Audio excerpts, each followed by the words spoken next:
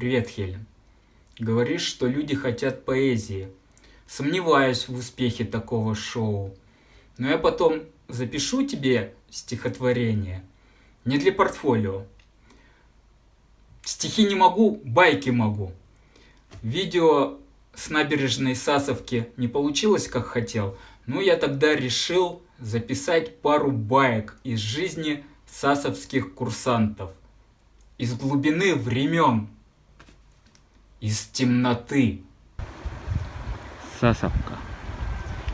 Такая маленькая речка, а уже с набережной. Еще одно замечательное место – набережная реки Сасовка.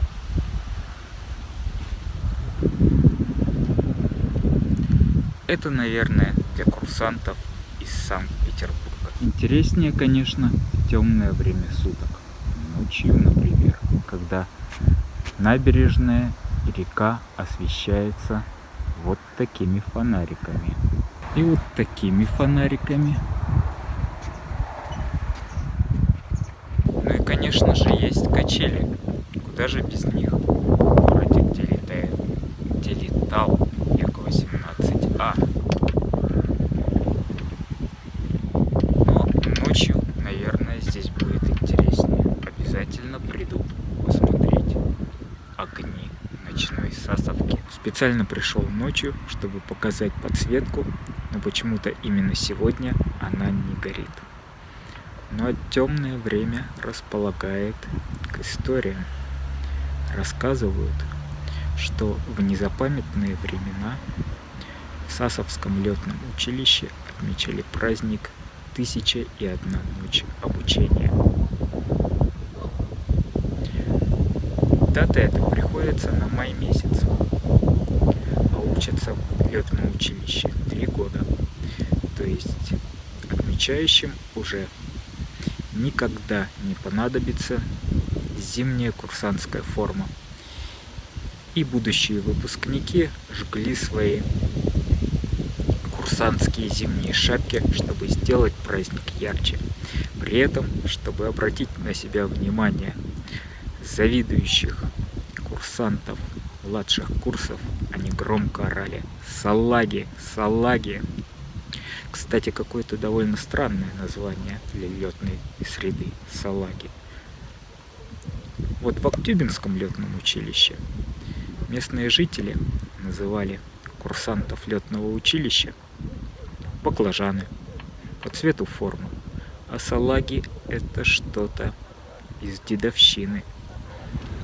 О проявлении дедовщины в Сасовском летном училище рассказывают, что в незапамятные времена в летном училище было очень много курсантов, отслуживших в армии, и также много было курсантов, бывших школьников. Соответственно, бывшие солдаты на первых порах пытались командовать бывшими школьниками. Один такой эпизод закончился очень интересно. Когда школьники узнали, что ими пытается командовать никем не назначенный как бы сержант, они, сговорившись, поступили так. После отбоя они не устроили темную. После отбоя ночью один из курсантов поднялся и громко произнес: курсанту такому-то, такому-то объявляется общественное порицание. И тут же со своих коек его поддержали остальные школьники громким «У-у-у». И дальше очень обидное слово. После этого никаких проявлений больше не было. Все закончилось тихо и интеллигентно.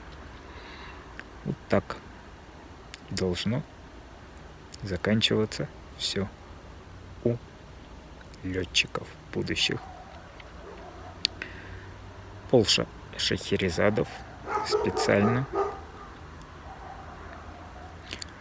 Пол